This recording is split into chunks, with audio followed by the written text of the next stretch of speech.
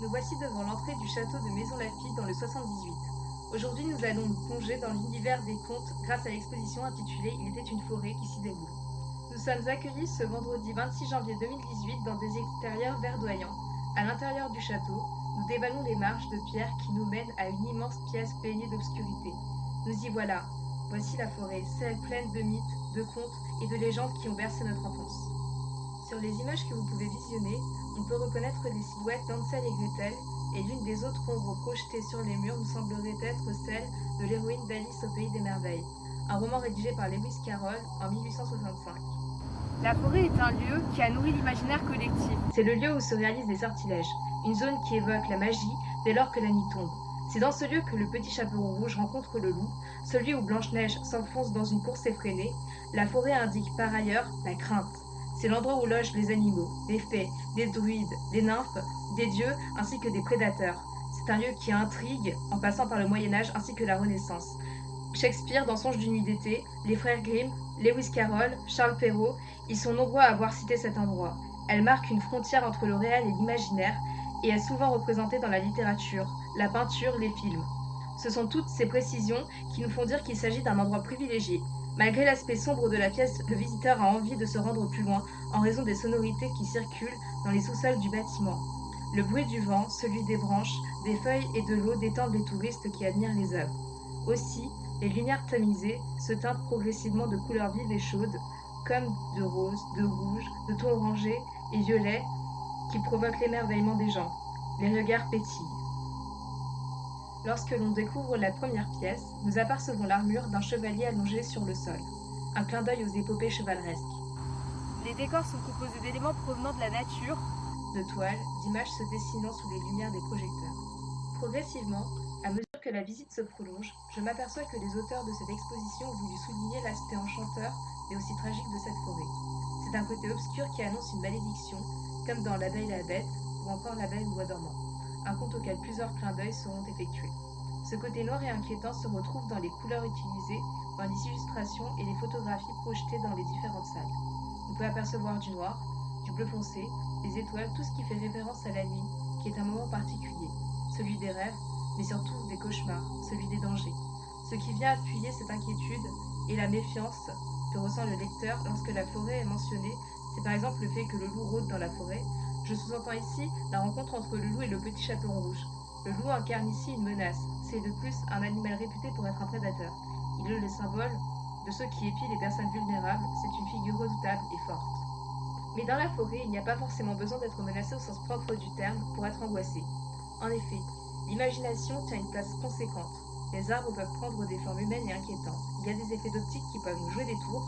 C'est un filon qui exploite très bien Blanche-Neige dans l'adaptation de Disney. D'ailleurs très bien représenté dans cette sculpture de bois.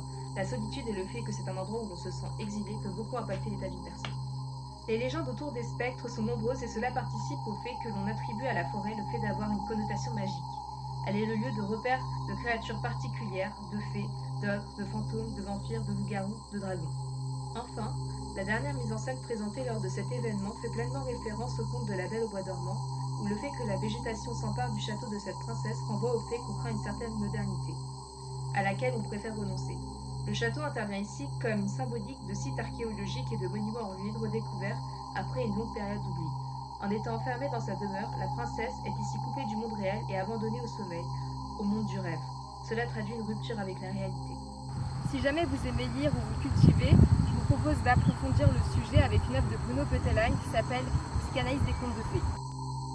D'après cet ouvrage de Bruno Bettelheim, les contes ont longtemps occupé une place importante dans les sociétés en raison des modèles de comportement humain qui y sont décrits.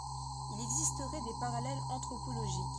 En effet, plusieurs auteurs suggèrent que les contes iraient directement puiser leurs origines à partir de rites d'initiation, voire d'autres rites de passage dont ils seraient l'expression symbolique dérivée.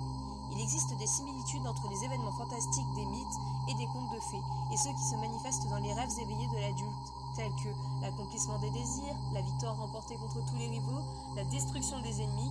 Les différences entre les rêves et les contes de fées résident dans ce que les rêves résultent de pressions intérieures qui n'ont pas trouvé à se soulager, de problèmes qui ébranlent l'individu, Les contes de fées délivrent la promesse d'une fin toujours heureuse et proposent des solutions pour résoudre chaque problème. C'est le soulagement des pressions évoquées précédemment. Les contes de fées se composent d'un conscient normal et d'un contenu inconscient qui sera mis en forme par l'esprit conscient. Ces derniers étant répétés de génération en génération et contenaient un matériel inconscient refoulé sous-jacent. Les personnages correspondent aux archétypes psychologiques qu'ils évoquent et représentent. Les événements qui se produisent dans les mythes divergent de ceux qui se déroulent dans les contes de fées parce que dans les mythes, les faits et les péripéties n'arrivent que dans un cadre unique, miraculeux et exceptionnel, tandis que dans les contes, les péripéties apparaissent comme plus ordinaires et pouvant arriver à n'importe qui de façon plus banale. La conclusion dans les mythes est presque toujours tragique, alors que dans les contes de fées, elle se ponctue souvent de manière positive, presque systématiquement. On lit à haute voix pour accentuer l'émotion, le fait de raconter accorde une souplesse plus importante. Le conte de fées folklorique résulte d'une histoire qui a été remodelée à travers différents récits, contrairement aux contes inventés. C'est de cette manière qu'émergent des variantes. Les modifications apportées au conte peuvent se faire en fonction des besoins concernant ceux du narrateur, d'un parent ou d'un enfant dans un souci d'adaptation. Les contes de fées sont avant tout des œuvres d'art. Cette vidéo touche à sa fin, je vous remercie de votre attention et de m'avoir suivi jusque-là. Je vous invite très prochainement à me retrouver dans un nouvel épisode pour étudier de plus près un nouveau sujet. En attendant, si cette vidéo vous a plu, n'hésitez pas à la partager, à la liker ou à me laisser vos impressions en commentaire et me proposer des thèmes que vous aimeriez voir abordés.